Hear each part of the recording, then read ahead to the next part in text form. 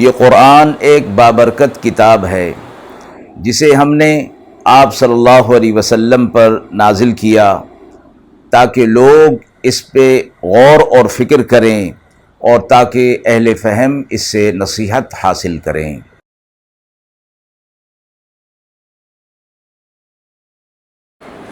بسم اللہ الرحمن الرحیم۔ السلام علیکم ورحمۃ اللہ وبرکاتہ۔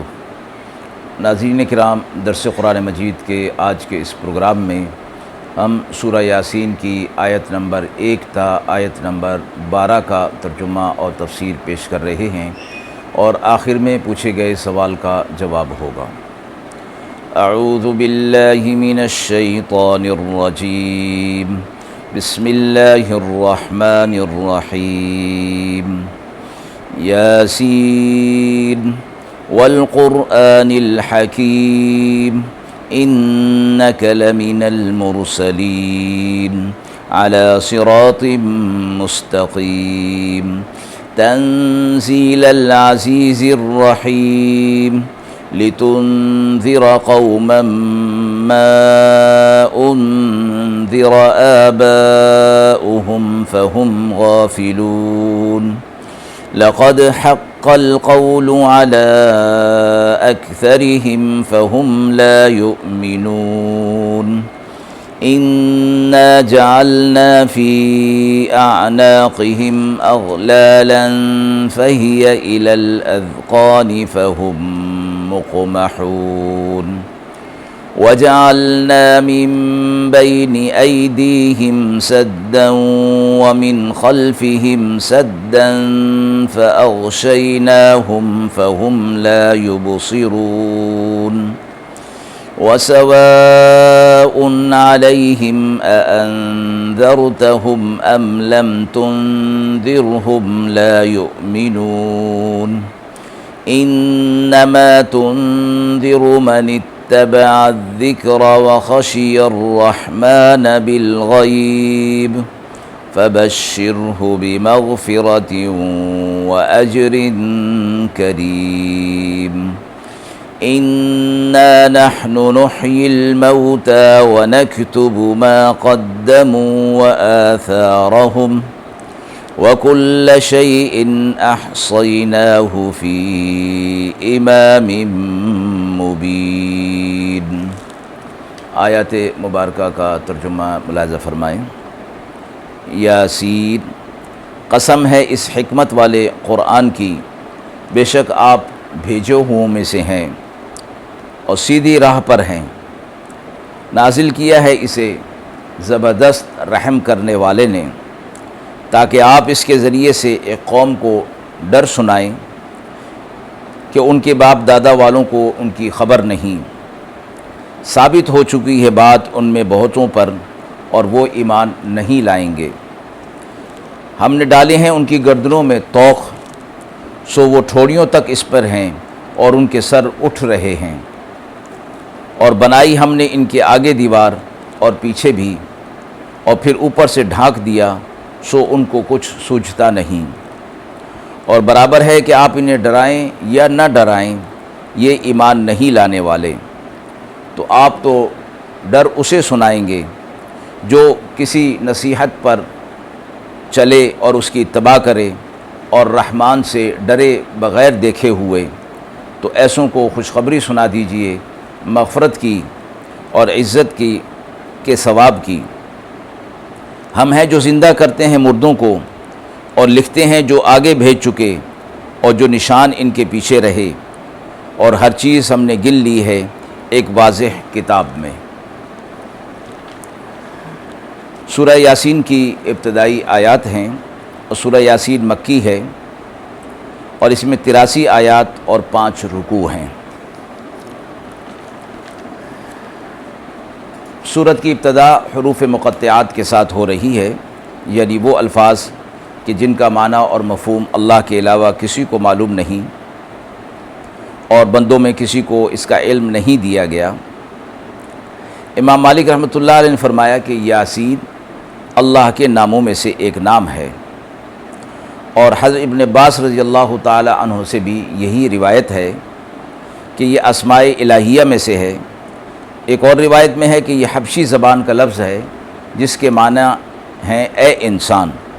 اور مراد اس انسان سے نبی اکرم صلی اللہ علیہ وسلم ہیں۔ اور حضرت ابن جبیر کے کلام سے یہ فرمایا گیا کہ لفظ یاسین نبی کریم صلی اللہ علیہ وسلم کا نام ہے۔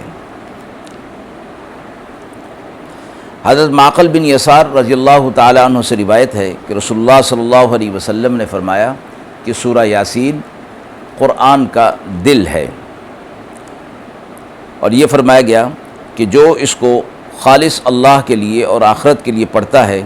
اس کی مغفرت ہو جاتی ہے، اور اس کو اپنے مردوں پر پڑھا کرو۔ آپ صلی اللہ علیہ وسلم کو خطاب فرمایا گیا قسم کھا کر قرآن حکیم کی کہ آپ ہماری طرف سے بھیجے ہوئے ہیں اور صراط مستقیم پر ہیں، جس طرح کہ آپ صلی اللہ علیہ وسلم کو نعوذ باللہ کہا کرتے تھے کہ اللہ پر یہ جھوٹ باندھ رہے ہیں اور مجنون اور ساحر ہیں، مختلف انداز سے تکذیب کیا کرتے تھے۔ آپ صلی اللہ علیہ وسلم کی برات ان الفاظ میں بیان فرمائی گئی کہ آپ اللہ کے حکم سے صراط مستقیم پر ہیں، اور اس قرآن کو زبردست اور رحم کرنے والے نے اللہ نے نازل کیا ہے۔ اور اس کے نزول کی حکمت یہ بیان فرمائی کہ آپ کفار کو اور اہل مکہ کو ڈرائیے، اس لیے کہ ان سے پہلے ان کے باپ دادوں تک یہ بات ڈر جو ہے وہ پہنچا نہیں۔ مراد اس سے یہ ہے کہ طویل وقت گزر چکا کہ ان کے پاس کوئی ڈرانے والا نہیں آیا۔ حضرت عیسیٰ علیہ السلام جو کہ بنی اسرائیل کے آخری پیغمبر تھے، اس کے بعد آپ صلی اللہ علیہ وسلم کے بعثت کے زمانے تک 571 سال گزرتے ہیں۔ اس دوران میں کوئی نبی نہیں آیا، تو ایک طویل زمانہ گزر گیا تھا کہ ان کے پاس کوئی ڈر سنانے والا نہیں آیا تھا۔ تو فرمایا گیا کہ اب آپ صلی اللہ علیہ وسلم ان کے پاس آ گئے ہیں، لیکن اکثر لوگ ان میں ایمان لانے والے نہیں ہیں۔ اس وجہ سے ہم نے ان کے گردنوں کے اندر توق ڈال دیے ہیں، اور وہ اس توق کے اندر ٹھوڑیوں تک پھنسے ہوئے ہیں، اور اس وجہ سے ان کے سر اوپر کی طرف اٹھے ہوئے ہیں۔ اور مراد اس سے یہ ہے کہ یہ جب سر ان کے اوپر کی طرف اٹھے ہوئے ہیں اور انہیں راستہ نظر نہیں آ رہا، تو اس لیے کسی وقت بھی یہ اندھیرے گھڑوں کے اندر جا گریں گے۔ اور ان کے آگے اور پیچھے ہم نے دیوار بنا دی، اور ان کے اوپر ہم نے ایک آٹ ڈال دی جس سے یہ لوگ ان کو کچھ بھی سجائی نہیں دیتا۔ اور فرمایا آپ ان کو ڈرائیں یا نہ ڈرائیں، یہ لوگ ایمان لانے والے نہیں۔ یہ اللہ رب العزت نے اپنے علم محیط کے ذریعے سے آپ صلی اللہ علیہ وسلم کو یہ بشارت اور یہ بات بتا دی کہ ایمان لانے والے نہیں ہیں۔ اور فرمایا کہ ڈر تو ان کو سنایا جاتا ہے جو کسی نصیحت پر عمل کریں، کسی نصیحت کی اتباع کریں، اور اللہ رب العزت کا ڈر اور خوف ان کے دلوں کے اندر ہو۔ ایسے جو اشخاص ہیں جو نصیحت کو مانتے ہیں، اتباع کرتے ہیں، اور اللہ کو بھی بغیر دیکھے ہوئے اس کی خشیت اپنے دل کے اندر رکھتے ہیں، ایسے لوگوں کے لیے فرمایا کہ خوشخبری ہے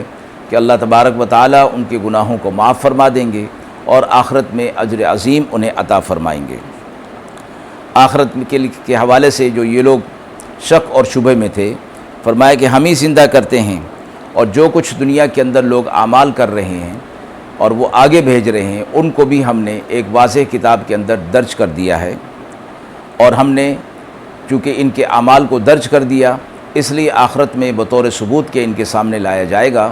تاکہ یہ اپنے برے اعمال کا انکار نہ کر سکیں۔ اور اس لکھ لینے کا یہی مطلب ہے کہ بطور ثبوت کے قیامت کے دن ان کے سامنے پیش کیا جائے گا۔ آیت کے حوالے سے سوال پوچھا گیا ہے کہ احادیث مبارکہ میں سورہ یاسین کے اور کون کون سے نام آئے ہیں؟ امام غزالی رحمۃ اللہ علیہ نے فرمایا کہ حدیث مبارکہ میں سورہ یاسین کو قرآن کا دل فرمایا گیا، اور یہ اس لیے کہ اس صورت میں قیامت اور آخرت کے مضامین خاص تفصیل کے ساتھ بیان فرمائے گئے ہیں، اور اصول ایمان میں سے عقیدہ آخرت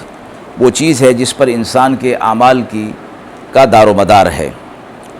خوف آخرت ہی انسان کو عمل صالح کے لیے مستعد رکھتا ہے۔ اس سورت کا نام جیسا سورہ یاسین معروف ہے، اسی طرح حدیث میں اس کا نام عظیمہ بھی آیا ہے، اور ایک اور حدیث میں اس سورت کا نام معمہ آیا ہے، یعنی اپنے پڑھنے والے کے لیے دنیا اور آخرت کی خیر اور برکات عام کرنے والی، اور اس کے پڑھنے والے کا نام شریف آیا ہے، اور فرمایا قیامت کے روز اس کی شفاعت قبیلہ ربیہ کے لوگوں سے زیادہ کے لیے قبول ہوگی، اور بعض روایت میں اس کا نام مدافعہ بھی آیا ہے، یعنی یہ اپنے پڑھنے والے کے لیے بلاؤں کو دفع کرنے والی ہے، اور ایک اور روایت میں اس کا نام قاضیہ بھی مذکور ہے، یعنی حاجات کو پورا کرنے والی۔ اس لحاظ سے اس کے بڑے فضائل آئے ہیں، اور سورہ یاسین کے لیے فرمایا گیا کہ جو شخص اس کو صبح کے وقت پڑھ لے اللہ تبارک و تعالیٰ اس کے لیے پورے دن کے اعمال کی کفایت فرماتے ہیں، اسی طرح جو شخص شام کے وقت پڑھ لے تو صبح تک کے اس کے لیے کفایت کی جاتی ہے، اور اس پر خیر و برکات نازل کی جاتی ہیں۔ وآخر دعوانا ان الحمد للہ رب العالمین۔